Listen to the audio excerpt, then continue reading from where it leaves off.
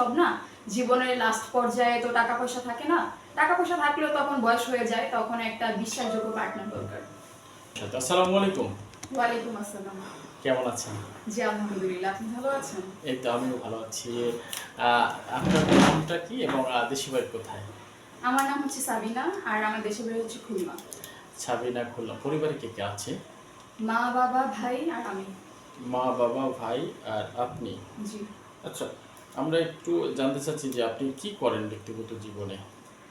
আমি এখন স্টুডেন্ট, এই তো স্টুডেন্ট, কিতে পড়ছেন? ইন্টার ফার্স্ট ইয়ারে। ইন্টার ফার্স্ট ইয়ারে। জি। আচ্ছা, অনেক লম্বা চুলও মনে হয় অনেক লম্বা আপনার, না? জি। মাশাআল্লাহ, অনেক যত্ন করেন চুলের?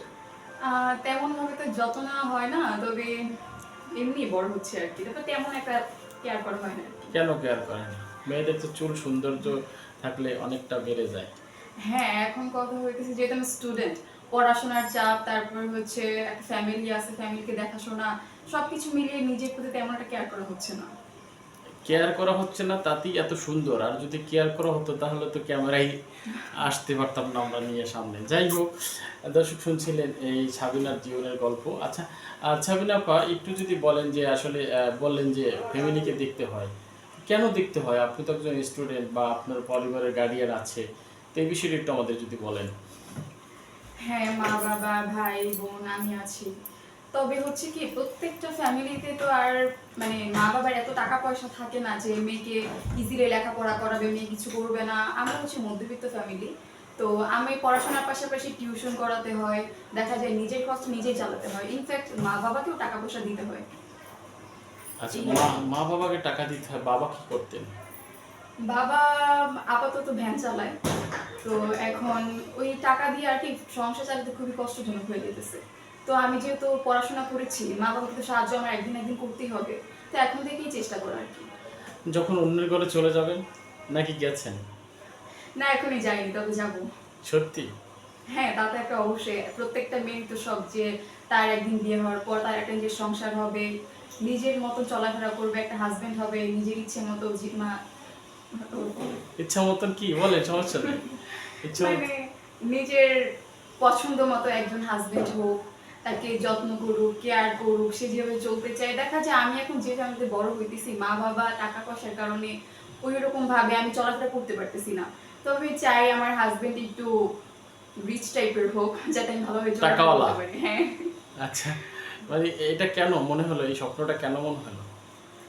আসলে এখন স্বপ্ন শুধু আমার না, আশেপাশে তো অনেকেই দেখতেছি যে রিচ ছেলে হলে বিয়ে করে ফেলে, কারণ দেখা যায় মধ্যবিত্ত মেয়েরা তো আর নিজের শখ পূরণ করতে পারে না।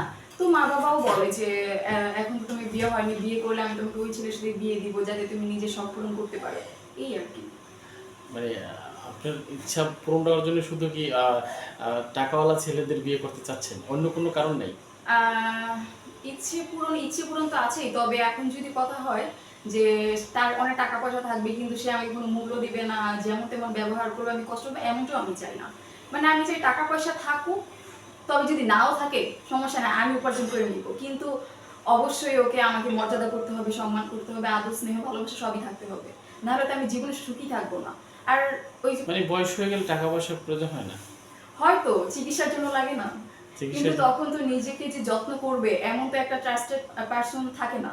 তো দেখা যায় যদি আর জীবন সঙ্গী আমি টাকাওয়ালা দেখে যদি ওইরকম বিশ্বাসঘাতক আমাকে অসম্মান করে তাকে বেছে নেই, তখন তো সে আমাকে ছেড়ে চলে যাবে, বলে তোমার তো বয়স হয়ে গেছে, এখন আমি তোমায় কেন দেখবো।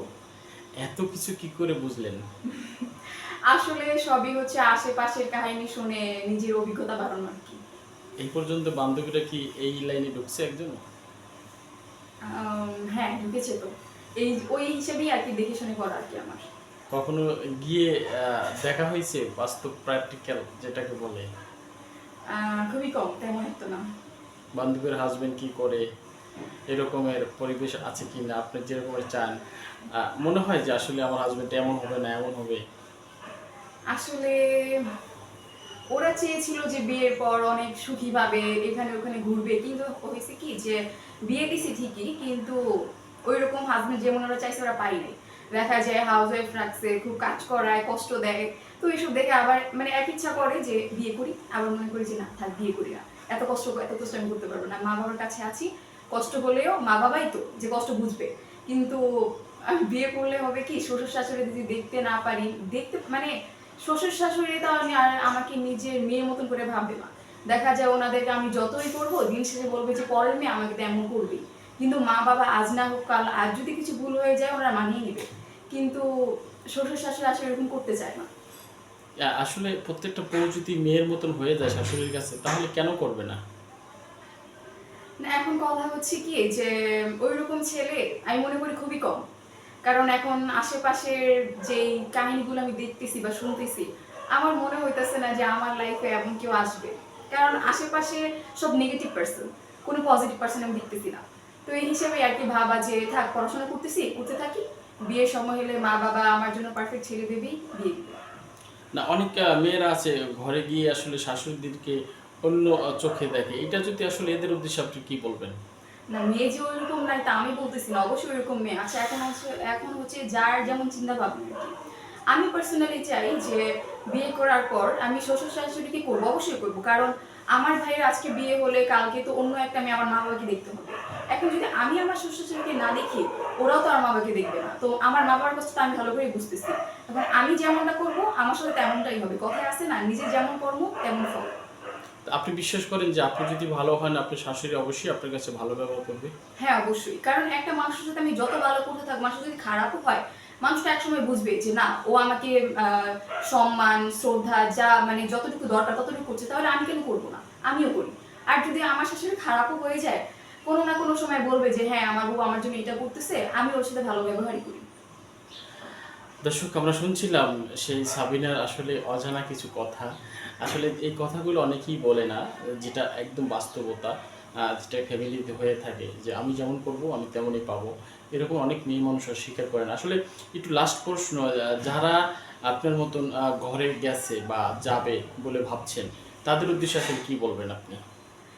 তাদের উদ্দেশ্যে আমার একটাই কথা যে দেখো, বিয়ে করার পর মা বাবার সাথে থাকে না। তখন নিজের একমাত্র সম্বল মানে বিশ্বাসযোগ্য পার্সনটাই হচ্ছে নিজের হাজবেন্ড।